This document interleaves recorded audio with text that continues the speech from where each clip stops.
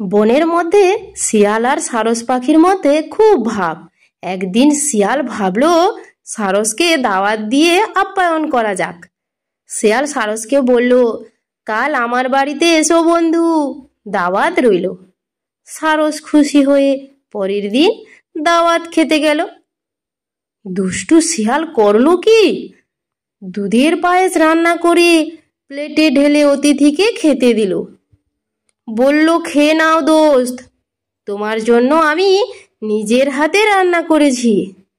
তোমরা তো জানোই সারস পাখির ঠোঁট লম্বা।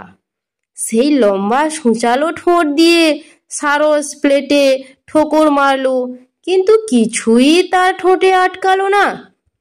এর মধ্যে চেটেপুটে সব পায়েস নিজেই শেষ করে দিল শিয়াল। খেয়ে দে বলল, কিছু মনে করো না দোস্ত, খেতে দেবার মতো আর কিছুই আমার কাছে নেই।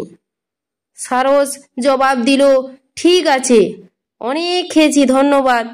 এবার তোমাকে দাওয়াত দেবার পালা, কালকে এসো আমার বাড়ি, একসঙ্গে খাওয়া যাবে। পরদিন শিয়াল গেল সারসের বাড়ি। সারস মাছ দিয়ে চমৎকার ঝোল রান্না করলো, খেতে দিল চিকন মুখওয়ালা লম্বা কলসিতে। তোমরা তো জানো শিয়ালের মুখ মোটা, সেই মুখ চিকন কলসিতে কিছুতেই ঢুকবে না।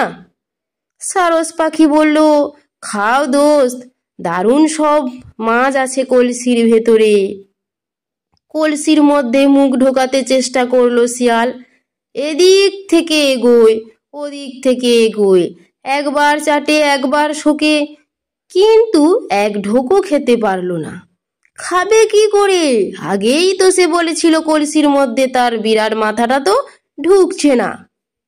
লম্বা কলসিতে ঠোঁট ঢুকিয়ে সারস কিন্তু সব খেয়ে শেষ করে দিল।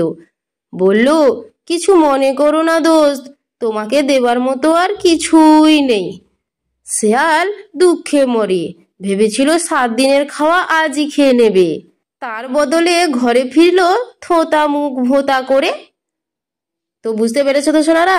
তোমাদের যদি ভিডিওটি ভালো লাগে তোমরা অবশ্যই ভিডিওটি লাইক এবং সাবস্ক্রাইব করো এরকম আরো নতুন নতুন গল্পের ভিডিও পেতে।